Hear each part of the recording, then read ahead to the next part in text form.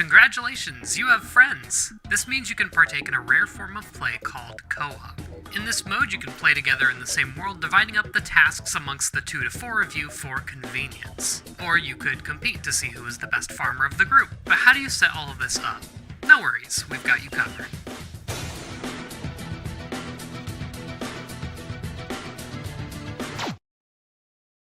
Multiplayer in Stardew Valley is weird. A lot of elements from single player had to be changed to fit in a multiplayer world. And it can be difficult to adjust or plan anything out if you don't know anything going into it. So I'm gonna go over everything from settings and gameplay changes to even multiplayer exclusive glitches, so that you can be a buddy-pilled friend maxer when you drop into multiplayer with your friends.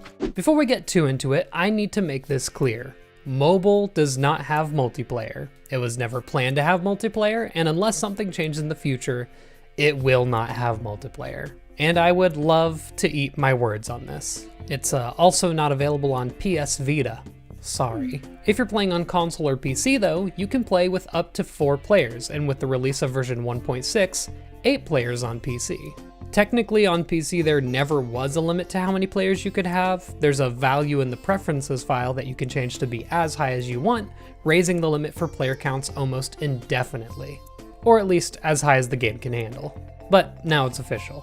If you want to play locally, this game has split screen, a feature that's unfortunately become very rare nowadays.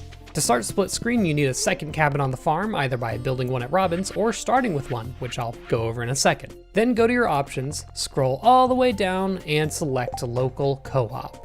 When creating a game for multiplayer, you'll either be a host or a farmhand. The host is the person that sets up the file and is generally considered the main character once you're in game. The host also has the ability to play on the file on their own if they want, whereas the farmhands can only play if the host is on. When creating the file, there's a few multiplayer specific options to go through. First, do you want the extra cabins to be close to the main farmhouse or separated? By choosing close, the cabins will all either be to the left or directly below the farmhouse.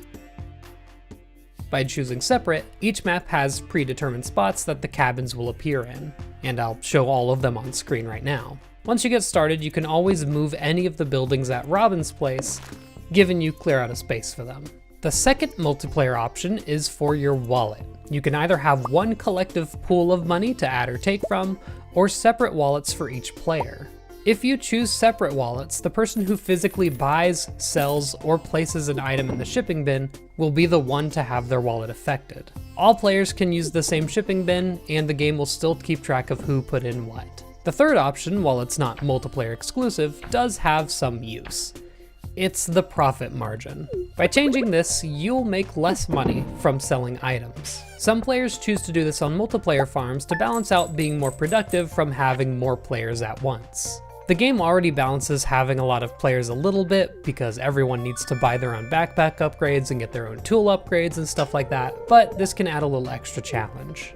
Everything else will be identical to setting up a file in single player. Once you start the game, anyone on your friends list will be able to see your game and join it. Alternatively, if you're on PC, you'll get a code in your chat box. Anyone who uses this code on the join menu will be able to join your game. The reason this code exists is for anyone who doesn't have the game on Steam and so doesn't have a friends list to pull from. After joining, the new players will create their character and be assigned to one of the empty cabins. Now, when setting up a file, between consoles and PC, there's a couple of small differences. On PC, it is possible for the host to have both a split screen player and an online player on the farm. And if you're on Nintendo Switch, you can only have 2 players in split screen at one time as opposed to 4.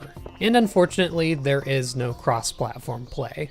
Playing in a multiplayer game has a few differences from single player as well. The first thing you'll notice is that time isn't stopping when you pause, while you're fishing, or really at all. Time is always flowing unless the host uses the /pause command, or if you're in a festival. This on its own kind of already balances out the progress of having multiple people making money, since your days are going to be much shorter. Another major difference is going to bed. First of all, if you ever want to activate an event that exists outside of regular time, like going to bed or entering a festival, all players need to be ready to do it. The only other instance where all players need to agree before progressing is either buying the JoJo membership or completing the community center. But going back to beds, if you just sit in bed, you'll gradually gain energy. It's not super fast, but it guarantees that you're not stuck doing nothing for the whole day because your buddy who has a full energy bar still wants to play out the rest of the day. Once you're in the multiplayer world playing with other people, you can either choose to do things together or do things completely separate. It's up to you and there's no limitations. I will say that it's nice to have a lot of people work on doing the early chores on the farm together. You can water a huge field in no time at all and save a lot of energy amongst all of you. It's also a lot easier to work your way through the mines, since if someone finds a staircase, everyone finds a staircase. And if someone has to leave the mines to go and restock supplies, as long as one person stays in there, it won't get randomized again. Here is a quick list of everything that's shared between all players. Your farmland, the community center progress, museum collection, the friendship boost from completing the bulletin board bundles, the friendship boost from the luau, although note that all players must add something to the soup and it will actually take the result of the worst item. Elevator checkpoints in the mines, daily luck, which actually gets averaged out between all players' individual lucks, and golden walnut progress. Pretty much everything else is individual. Experience is only granted to the player that performs the action, you'll need to build relationships yourself, and you'll even have your own set of 7 star drops to collect. Speaking of star drops, there is one item that's exclusive to multiplayer: the wedding ring.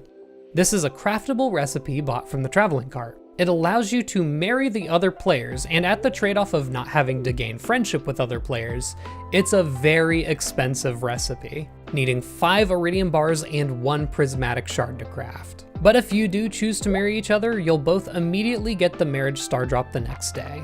No need to reach 13.5 hearts. If you do choose to marry an NPC, it'll work the same as usual. Just note that if you see the 14 heart cutscene for someone, nobody else will be able to see that cutscene, which yes, means that you cannot get all of the furniture exclusive to the 3 different choices in Penny's 14 heart cutscene.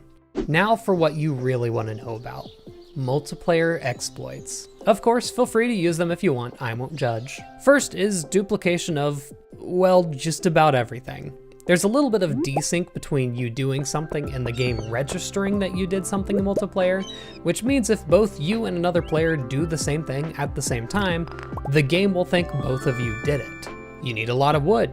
Both of you cut down a tree at the same time, double the wood. You can just straight up duplicate items if you place it on a table and pick it up at the same time.